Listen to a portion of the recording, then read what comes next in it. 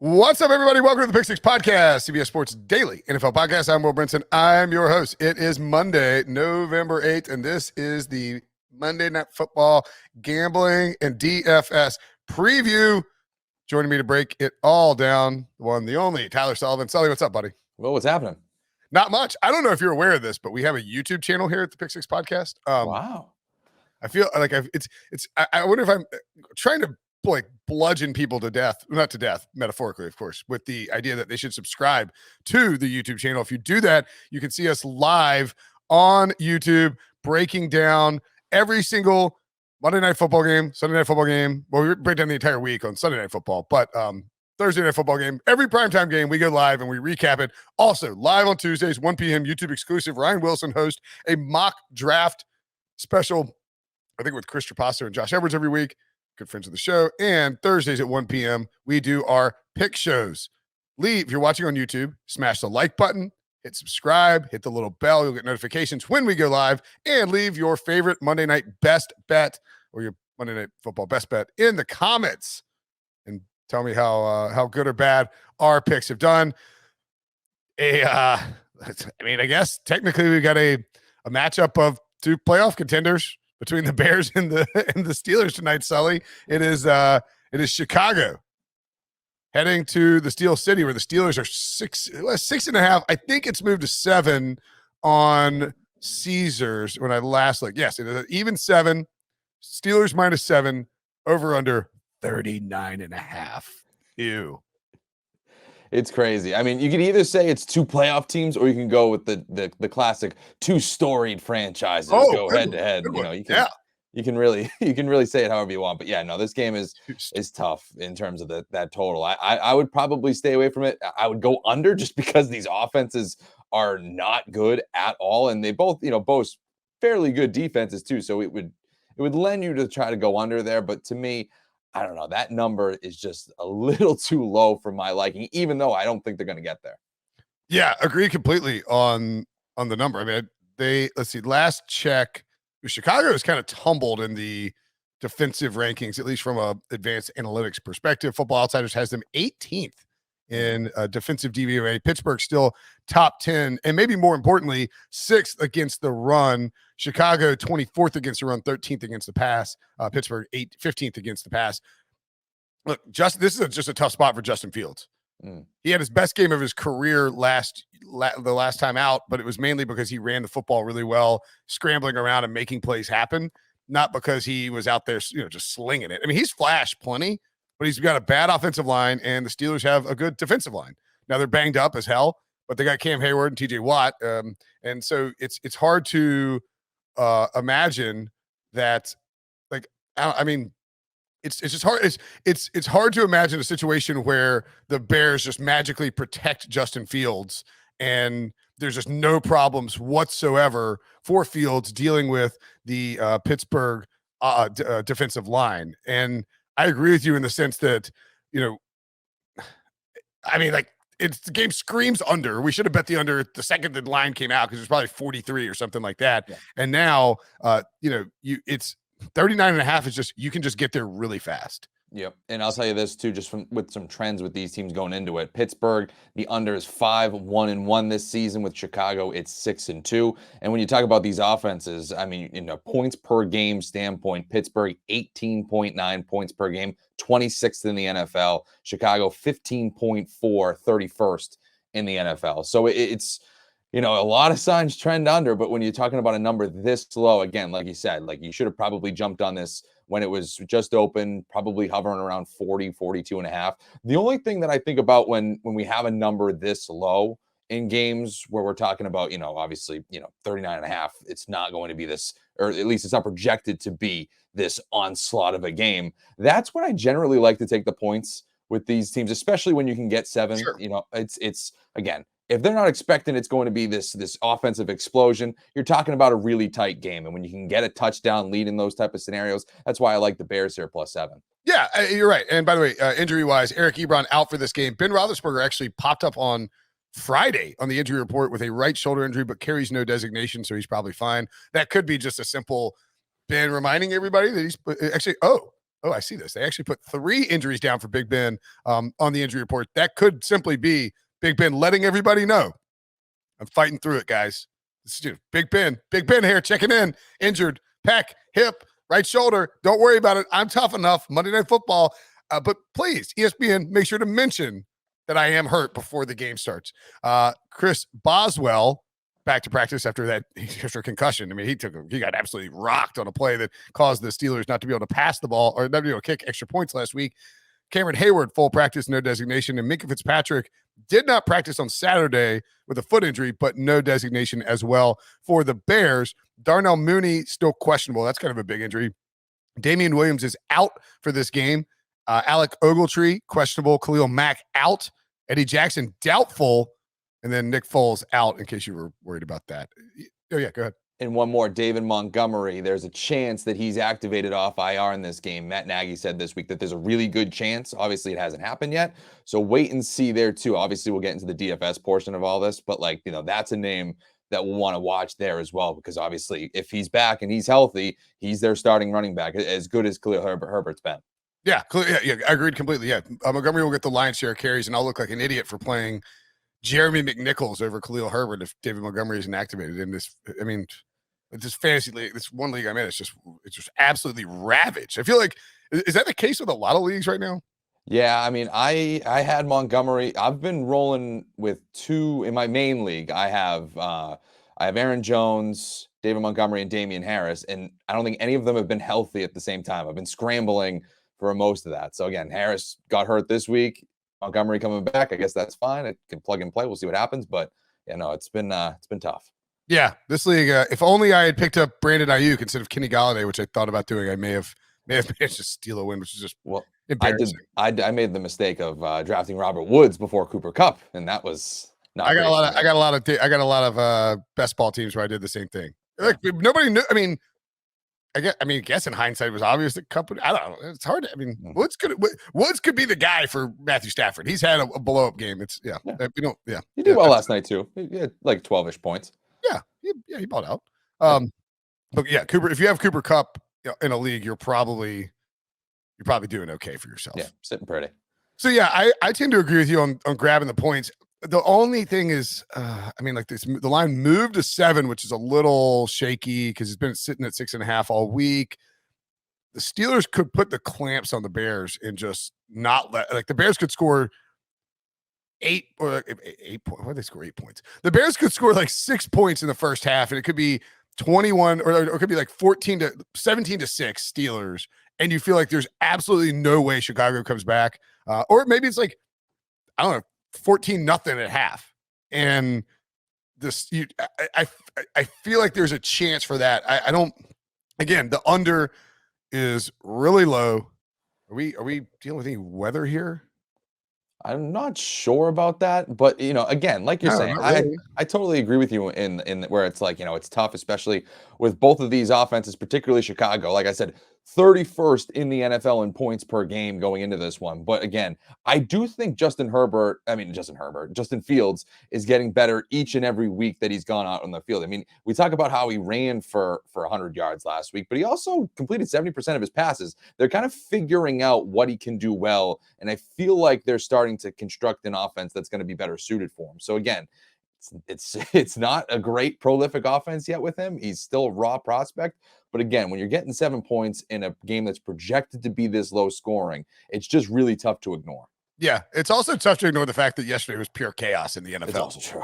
The only game, the Thursday game, it's Colts blow out the Jets. It's all right, another week of favorites rolling, and then absolute chaos. Survivor's basically over. If you took the Colts and Survivor, you're waking up and there's 1% left in your league. So yeah, I think we both lean Bears in the under here, catching the points and the total.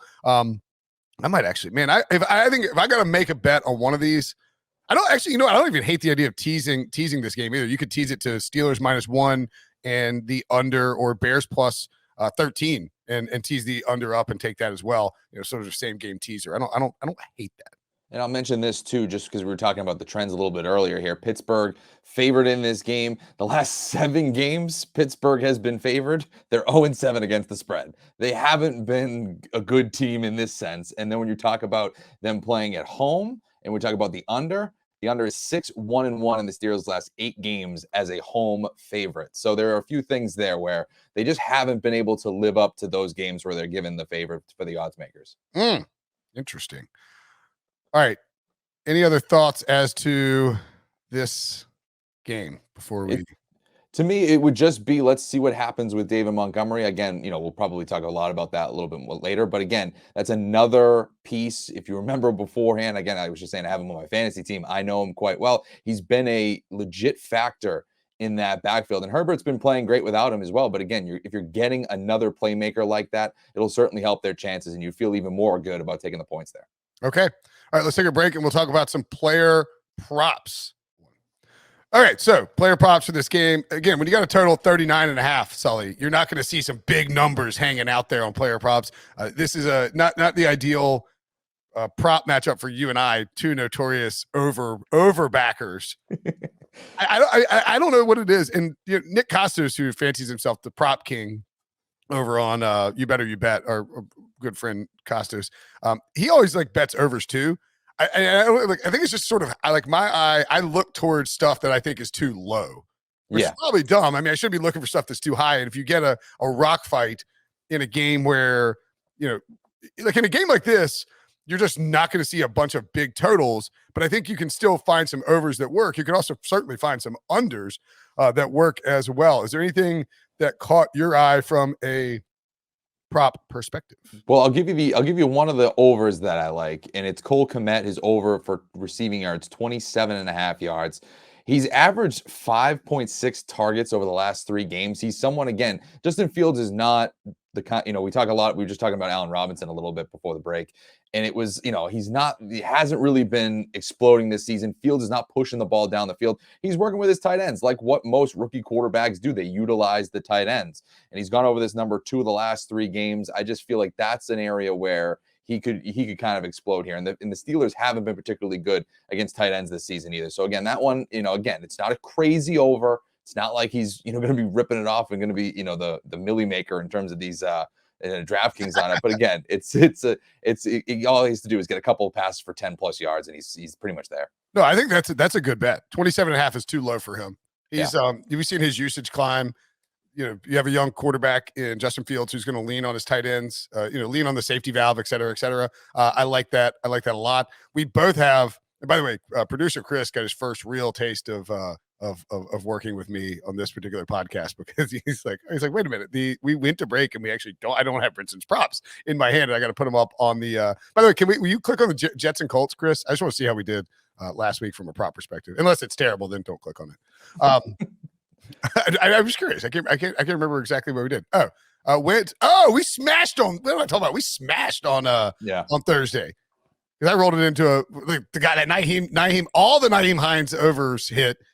Carson Wentz took care of all of those. The only one of those that didn't, Michael Carter missed by a half a yard on mine. And I don't know, Mike White, obviously, no overs didn't work there.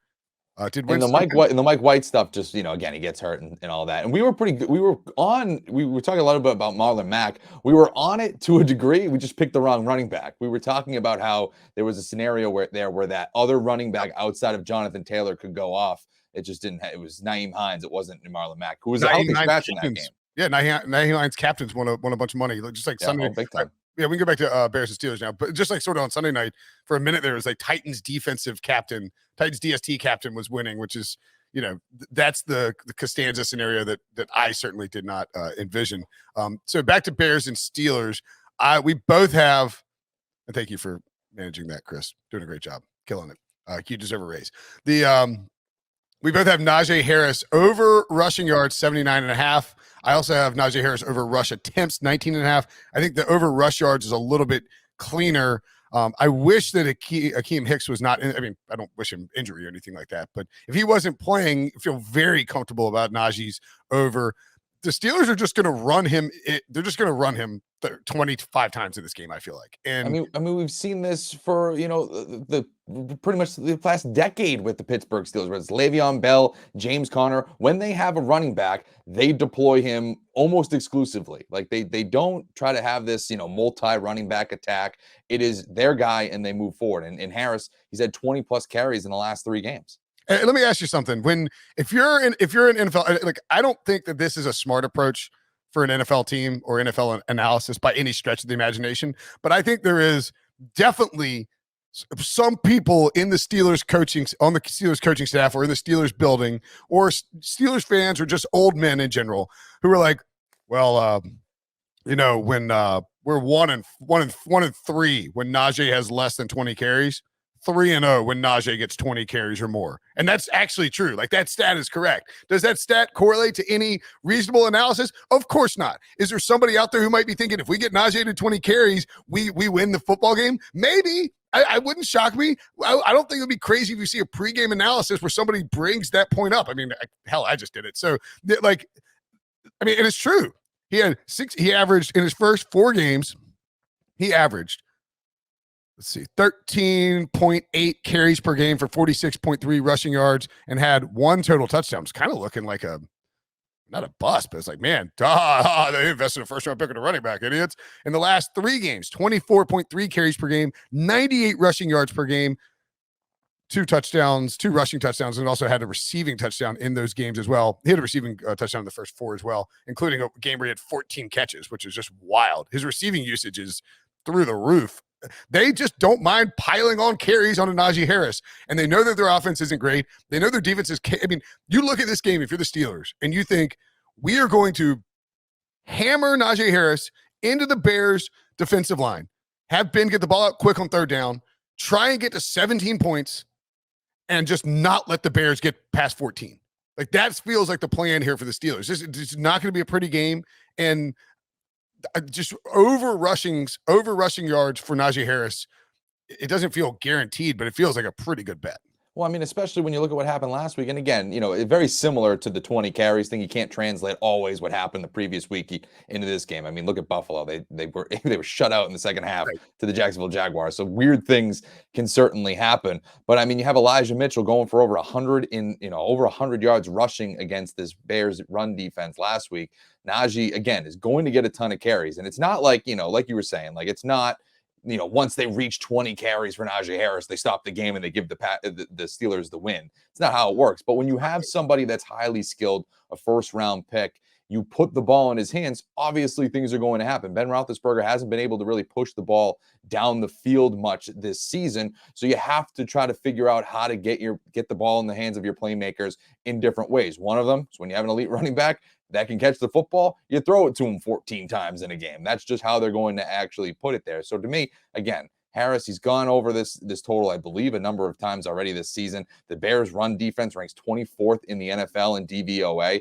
I mean, it just seems like a slam dunk play. I thought it saw it over 80 yards rushing at some point or another. Maybe it was flirting at 79 or, little over like 82 and a half. So that's come down a little bit, which makes me like it even more. But again, are you concerned that it falls? Sure, whatever, conspiracy theories they are out there. But to me, again, Najee Harris, he's going to see a lot of work tonight. And I don't see a scenario where he doesn't go over this.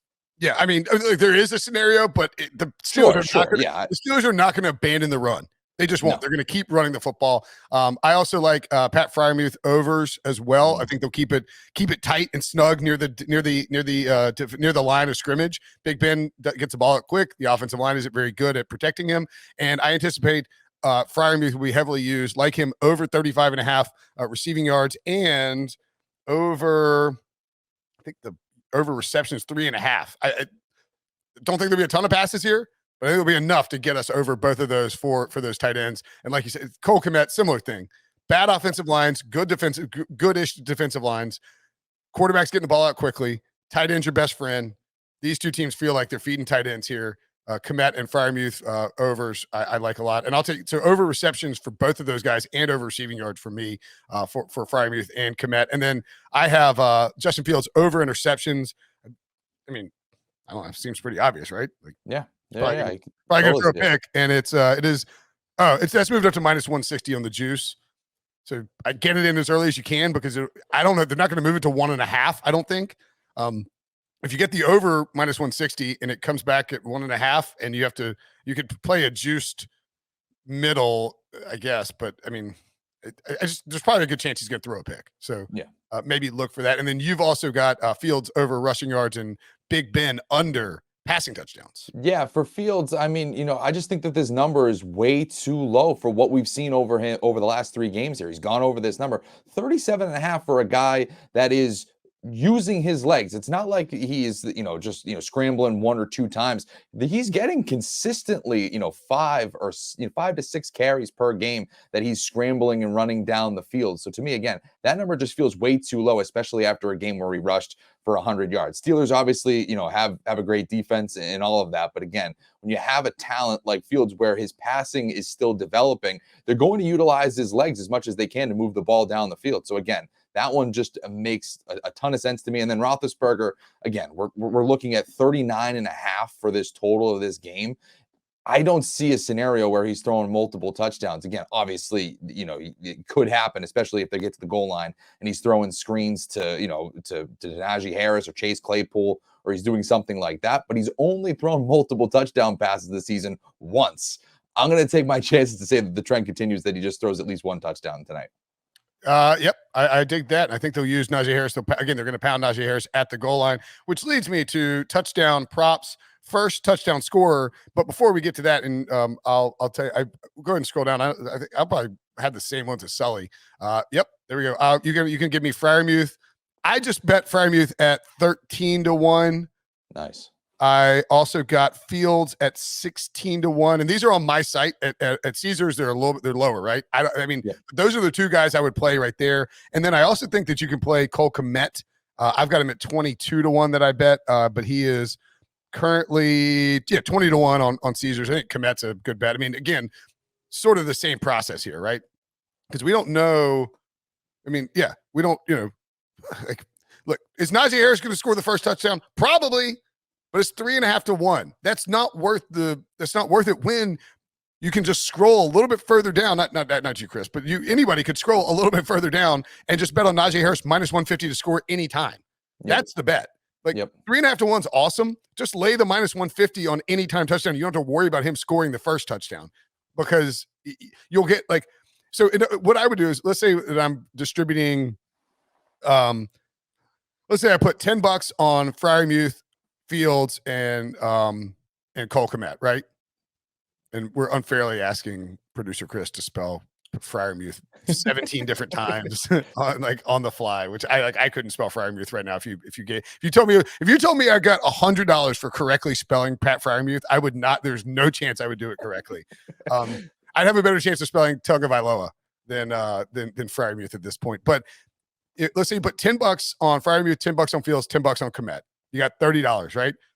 This, do it however you want to assign your various units, but go put $30 on Najee Harris to score an anytime touchdown. Yeah. And that way, if he scores first, you just wash it out. Or put $50 on Najee Harris to score anytime touchdown. And if he scores first, you still net some profit. But if it's one of those other guys, you hit it, and then Najee scores again later, you're feeling great about life. So I think that's very possible. Obviously, Big Ben, you don't want to bet on first touchdown. He's not even on the list. That's how the lack of respect for Big Ben sneaking. He just doesn't sneak. He's not even on the list. None of these guys below 20-1. I mean, outside of Kmet, really do a whole lot for me, to be honest. Well, going back to what you were saying about Najee Harris, it was basically the same argument about going against Jonathan Taylor's first touchdown on Thursday. I mean, yes, he certainly has that ability to. Although I gave out Hines on the podcast, so by the way. Yeah, so but that's what I mean. Like, Hines was the way to go there if you're trying to figure out, a value standpoint for first touchdown. You just go and you take the odds over at any time touchdown. Again, it's not going to be as high, but still, if you're confident, try to get the win on that side of things. You're not splitting enough value. There's not a canyon of value there that you're like, oh, I have to go with the first touchdown. You just kind of make your bones on another play there, in my opinion. Yeah, I mean, yeah, exactly. Like, these are our picks for first touchdown: Fields, Kmet, and Freiermuth. I mean, I don't love Freiermuth and Fields at 10-1, to be honest. Like, I mean, you'd like to get 13, 16-1, etc. Darnell Mooney's still in the injury report, so you can bet him if you want. I don't hate him at 14-1, but I want to make sure he's playing before I do that. And there's currently no Bears running backs in there as well on Caesars that I saw, because of the David Montgomery scenario. Yeah, I don't think I mean, like, I'm not trying to knock Caesar's odds here. I just don't think I don't think you put these bets in until the Bears running backs are added to the pool, because that should push Freiermuth and Fields down a little bit once we have our Bears running back added into that. So, yeah, maybe hold off on betting that if you don't have some better numbers. I mean, I'm just telling you, I bet that I personally bet the Freiermuth and the Kmet and the Fields because I had better numbers that I was sitting on. Okay. Should we magically transport ourselves to a YouTube only DFS show? I like it. Sounds like fun. Let's do it. Thanks for listening. Thanks for watching. You can watch us talk about DFS on the other side on the YouTubes. See you guys in a minute. All right. So DFS, a real scorcher of a game. You can bet that you can almost guarantee that the defenses will be in play for this particular situation. I also think there's a good chance. Najee Harris, 18-6 as a captain. Deontay Johnson, 16-8. Roethlisberger, 15-9. Fields, 15-6. Claypool, 13-5. David Montgomery, still on IR, 12-6 if he's activated. Of course, he's in play. Khalil Herbert, 12-3 for captain, making that choice very difficult. Allen Robinson, 10-8. Somehow his over-under for receiving yards is 38.5, and he's a $10,000 captain. Pat Freiermuth, 10-5. Mooney, 9-6. And then we get to the backup quarterbacks. Cole Kmet on the other side, 8-7. James Washington, 7-8. And then the Steelers defense, 7-5.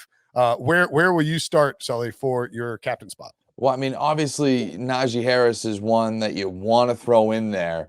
I mean, he's just going to get the ball a ton. We talked about this on the podcast. The volume's going to be there, both in the running game and in the passing game. They're not really pushing the ball down the field. Roethlisberger is going to throw to him multiple times in this game. It's just, it does get very, very difficult when you start to, again, this is a game where the scoring's probably going to come at a premium. You're really going to have to be savvy here to try to figure out who is going to get maybe that 1-2 touchdowns for both offenses in this game. Again, when you have a total of 39.5, it's just, you really got to be smart about where you're going to go here. And when you have a captain like Najee Harris at this price, you're really limiting yourself later on when you're trying to have a more balanced roster. Yeah, for sure. You can get Najee and Big Ben and Steelers D in there. If you want to do an onslaught, you could do a Najee, Big Ben, Steelers D, Deontay Johnson, Zach Gentry. I guess we'll throw in there as well. I'm trying to think. So Gentry's someone I think is pretty interesting in this slate. I think he'll probably be highly owned because of his price. It's not high at all. It's $1,800. He had 5 targets last week. They're going to be in a lot of 12 personnel, so he's going to be out there with Freiermuth. You're going to see him log a lot of offensive snaps, and he'll just have some opportunities there for 3 catches for 35 yards, maybe even a touchdown. Like, that's where you're really going to see some value there returned. Outside of him, when you start to get really down into that lower bottom of this this pricing, it's really hard to find a guy that you like. I mean, Benny Snell, is that someone that you feel comfortable with? Right. No, you don't. But again, he's someone I think that might be in play a little bit. It's tough. I do wonder how you want to construct this roster. Do you want to throw Najee in at the captain spot? Do you feel like you have to? I mean, he's probably going to have 30% captain ownership, very similar to what we saw between 20 and 30%. I would guess it'll be very similar to what we saw with Jonathan Taylor on Thursday night. Yeah, just because you can fill out a roster. All right, so let's all right. If you go, I'll tell you really quickly, Will. I'm just getting at this right now. Bears are expected to activate David Montgomery off of injured reserve to play. So I mean, for me, if Montgomery is, get that in my ear right now. If Montgomery's playing, I have a hard time playing either Khalil Herbert or David Montgomery. One of them will probably score and will look like idiots, but those guys we don't know what the distribution of carries is going to be there. Right. I would, and there's no value inherently in either one because they're both priced up at, it's let's see, where's Montgomery? What is Montgomery as a flex? I mean, I think Khalil Herbert is 8,200 and Montgomery is 8,400. So you sort of have to plant your flag on one of those if you want to play a Chicago running back. What about Fields as captain? Don't hate it. So let's try Fields. Let's plug Fields in as the captain. And so he is 15-6. you're going to put Najee in as the flex. Obviously, I think if you go down the discount, you want to do that. I think you want to have Big Ben in the flex as well. And I don't know that you even have to have a pass. Maybe Cole Kmet, 5,800, cheap, sure. I also think Darnell Mooney is cheap for this slate. Again, he's questionable. We'll have to see what his status is. Yeah. But if you're telling me I can save $600 and have Mooney in there over Fryermuth, I mean, we're talking about the number 2 wide receiver for Chicago. Again, it's not a great offense, but still talking about a number 2 wide receiver as opposed to a fourth option, third option tight end. So we have 5,600 left. Yeah, and the thing with Fryermuth, like we're talking about first touchdown, over receiving yards, over receptions. He can have 4 catches, 40 yards. Yeah, and he ain't gonna get. That's 7K off your roster. Yeah, exactly. I think it's kind of interesting if you went. Can you go a 4-2 construction with Bears? Where let's get rid of Big Ben. Oh, sorry. Let's get rid of Big Ben. My bad. Let's see. This is where it gets tough when you try to have Najee in there and include both quarterbacks. That's when you really start to get limited. No matter really who you put a captain between those 3, it's still very tight squeeze when you get down to that 4th and 5th spot. What if we did this? Now I've just walked myself into a 5-1 Bears. I don't know that I hate this 5-1 Bears onslaught where we have Fields as the captain, Allen Robinson, who has done nothing and is $7,200 as a flex spot, but is probably due at some point. Right. I mean, we're due for an Allen Robinson game at some point, and then we'll add Chicago defense and Darnell Mooney, who should be on the same page-ish area. Right? Bears are 2,600, excuse me. Darnell Mooney 6,400. So we'll scroll up. And I mean, I don't know if I like this. I don't know. So basically it's like Justin Fields goes off against a Steelers defense that isn't as good as we thought in a big primetime spot. Not goes off, but has a much better game than people expect. Rushes for a bunch of yards, and then Najee coming back the other way. That actually is exactly $50,000. I think I just accidentally picked the Costanza lineup. I like it though. I mean, it's one of those where it's probably going to be unique. No one's going to go. I don't think you're going to see a lot of 5-1 lineups. And if they're picking a defense, it's probably going to be Pittsburgh's. I mean, it's the most expensive on out of the 2. So again, this is what you kind of got to figure out here when you have a game where the offense is probably going to be limited, or at least it's projected to at 39.5. You kind of got to plant your flag a little bit harder to say, hey, listen, this is just how I don't think it's going to be this down the middle game. It's a Chicago game, bang, and you start to try to go down this route. Yeah. The only other weird lineup that maybe you could do, and again, I don't even know if I particularly like this, but is there a scenario where you're fading the quarterbacks at all? Sure, absolutely. I mean, I think Fields is a little tougher to fade just because of the rushing equity. If he's running around and picking up rushing yards, but Fields could have a miserable game. Yeah, Fields could do nothing. So let's plug in the fade the quarterback lineup. And by the way, the guy who might be flying under the radar here is Chase Claypool. He had a bad game last week, but I mean, Claypool's a monster. He's someone almost very similar to Allen Robinson, where you're waiting for that explosion game, and he's certainly somebody that has that ability. If they're gonna score, if someone on Pittsburgh is gonna score 2 touchdowns, its name is not Najee Harris, could very well be Chase Claypool that just starts to kind of blow up and is with that electrifying guy tonight. Yeah, I also think, by the way, that we could see a situation where lots of people roster as captain the Steelers defense and then also have the Bears defense. I think if you go 5-1 Bears, I'm looking at Cody Main on Establish a Run. It looks like that will be extremely unique. 5-1 Steelers onslaught will not be quite as unique as people think, and the majority of people will probably go 4 Steelers, 2 Bears. So if you want to get leverage on the field, you kind of bears it up a little bit more. Not exactly easy to do. Yeah, Najee Harris projecting in the 26% range for the captain selection. Let's see what the Steelers defense is. Steelers defense only like 5% captain, which is actually kind of surprising. I mean, I don't mind. Let's fade the quarterbacks this way. What about you can tweet out your screenshots where you're winning like $4,000 as soon as the game kicks off. Steelers defense in the captain spot and Bears defense in the flex. What does that leave us if we do that? Let's see. So we go captain Steelers D. They actually don't project out that well in some of these optimizers. But like, I don't think it's crazy in a game with a total of 39.5 that you see, both defenses just because there might not be a bunch of points. Yeah. If you got a bunch of field goals and some turnovers, it's not crazy at all to suggest that, we could see these two teams, the defenses step up. And if you do that, and are we fading the quarterbacks completely in this case? Maybe just Roethlisberger. We'll see if we can throw Fields in there. All right, so obviously we're going to put Najee Harris in there. Yeah.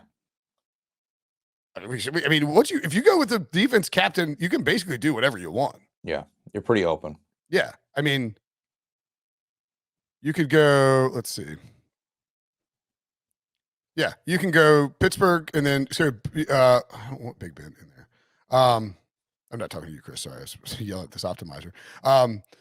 You go Deontay Johnson, Chase Claypool, Najee, and then come back with Allen Robinson. I mean, you can kind of pick. You basically have to pick which guys you think will be successful, and I think you want the short yardage guys. Or actually, you know what? Go Freiermuth and Fields here. So we'll have the two. It'll be pretty sure we can do that, right? Yeah, you can do both defenses: Claypool, Fields, Freiermuth, and Harris. There we go. I don't hate that. Freiermuth. This game is so gross. It's tough. This is gonna be a tough sledding. I do think that we might be overlooking. When we talk a lot about Chase Claypool, I mean, Deontay Johnson also is just getting an unbelievable amount of targets, and that gives you a pretty safe floor for a game like this. And his ADOT is much lower than most of those other guys when you talk about an elite receiver. Roethlisberger, again, like we say, he's not going to be pushing it down the field. He really can't do that right now. So Johnson might be somebody who I think is a little bit slept on. Well, that's a good point too. Is you can get access to because DraftKings is point per reception, right? So you could get Deontay Johnson and Chase Claypool in there, get their receptions from Roethlisberger without the yards necessarily being, without getting a bunch of yardage. So what do we end up with? We ended up with 1,100 left over. So you could take out Freiermuth. Can you get up to? If you take out Freiermuth there, can you get up to Deontay Johnson? Probably not. No. No, not even close. So what if you could do? Can you get all right, let's so fade the quarterbacks completely. So we're gonna go Najee, Claypool, Deontay, Bear, and the two defenses. What does that leave us with? I think you can get Allen Robinson in there, honestly, with $100 left over. So basically all the short yardage weapons. So then you basically have your pick, Allen Robinson or Freiermuth in that spot. And you have the Bears defense, so you can go 5-1 Steelers or 4-2. You could also go Darnell Mooney if you wanted there. Yeah. And so you're essentially picking one of those other targets. And the idea being that, maybe Ben ends up with a bunch of completions and no yardage. Or I just don't think the volume is going to be there for Ben, and you don't get points for completions. You get points for passing touchdowns. We could easily see Chase Claypool run one in on like a jet sweep. Najee Harris, they could just pound Najee Harris at the middle, and Big Ben comes out of this with 230 passing yards and a touchdown, and the Steelers win 17-14, and Allen Robinson catches a touchdown or is the leading receiver for the Bears. So that's I don't mind that construction at all. That is a low scoring rock fight. Well, and like I said, when we were talking about the props with Roethlisberger, I like the under on his passing yards touchdowns at 1.5. Yeah. He's only thrown 2 touchdowns in a game, or more than 1 touchdown in a game once this season. So it's not like he'd have to go completely out of the norm for this to happen. This is basically who Roethlisberger's been this season, and that's with him dropping back like 40 times in a game each week. Yeah, I would much rather pay up $900 for Deontay Johnson as a captain, or pay down $300. Actually, pay down, excuse me, $2,400 for Chase Claypool as a captain than to go with Big Ben, because I think there's just more equity in terms of the receptions. And obviously, if Big Ben solely focuses on Deontay Johnson and they have 2 touchdowns together, and Claypool is your captain, your host. But yeah, I think you could build lineups with both Claypool and maybe Deontay Johnson, depending on how many lineups you're putting in. Okay, I so think Johnson's interesting. I think Johnson's an let's interesting one. build a Johnson one. I'm all over the place today. I don't know what I'm building these like just heinous lineups straight out of the gate. Like, defense first. Yeah. Can't wait to start doing a bunch of Justin Fields captain lineups later, and right before kickoff. All right. So Deontay Johnson as our captain. All right. So, and look, You're still throwing Najee in there. I feel I like don't think there's any way you can build a lineup in this spot with his usage without including Najee Harris. yeah, I mean, obviously there's going to be a few out there, and if he gets hurt in the first quarter, congratulations, you're going to be in the optimal. You can totally fade Najee Harris. I mean, go for it. It's not outrageous, but good luck. Yeah, I mean, it would be even like, even last Thursday when we were talking about Jonathan Taylor. It's a very similar situation that they find themselves in.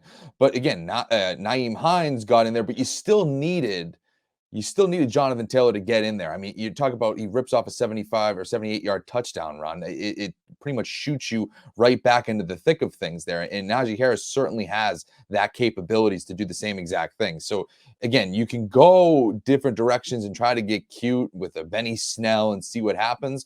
But I still think you're just going to need this guy to get into that optimal if he's healthy for the entire game. Absolutely. Sorry, I don't know if you noticed me sneezing earlier. They sneezed on camera. It's got me all thrown off. I've had that happen before. All right, so Deontay Johnson, Najee. Where do you want to get? What do you want to add after that? I mean, now you could make the case that you could make the case that you want to have Big Ben in here if you have Deontay Johnson, and it's just like a pure like feeding Deontay Johnson. I mean, but it's your lineup, so go for it. Yeah, no, I agree with you, because again, if we're talking about him, going off of this 2 touchdown game or whatever it's going to be, him just racking up a ton of yards and stuff.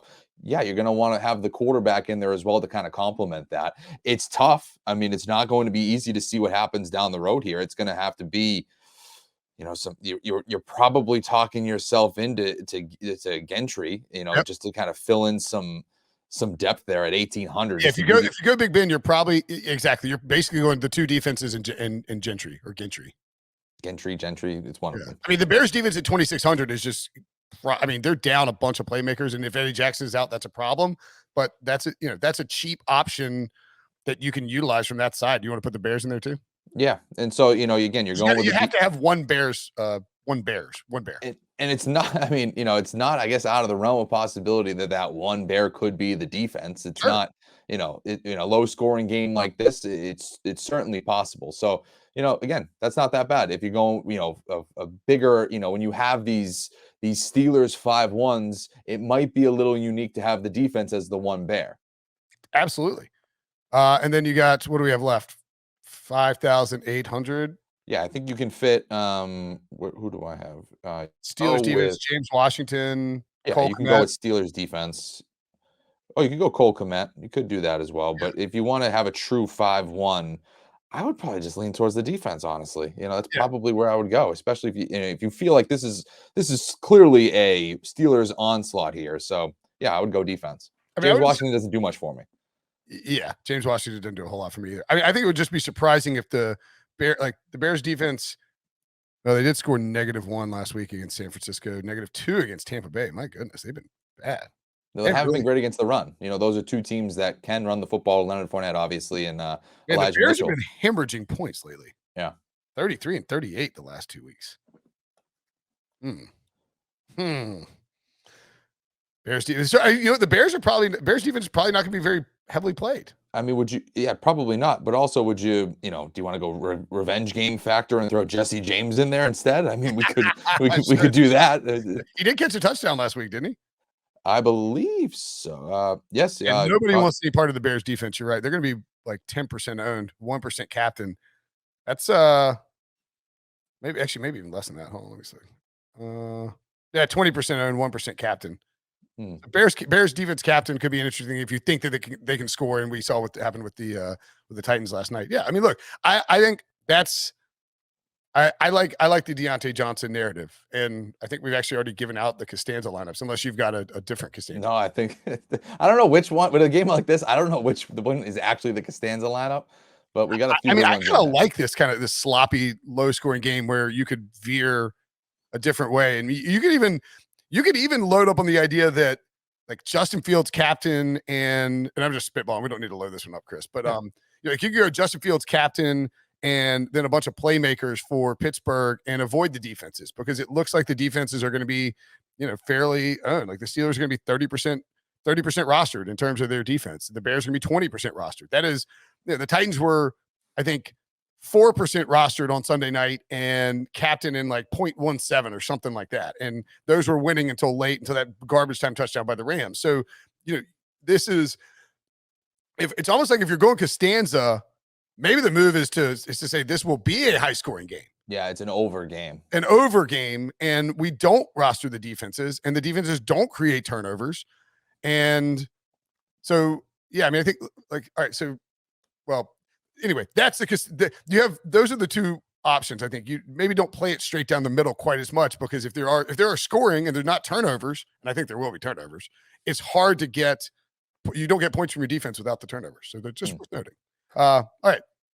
We came out of the gates with the Costanza lineup and then flipped it back to the other one. I love it. Sully, as always, a pleasure, my man. We will talk on Thursday.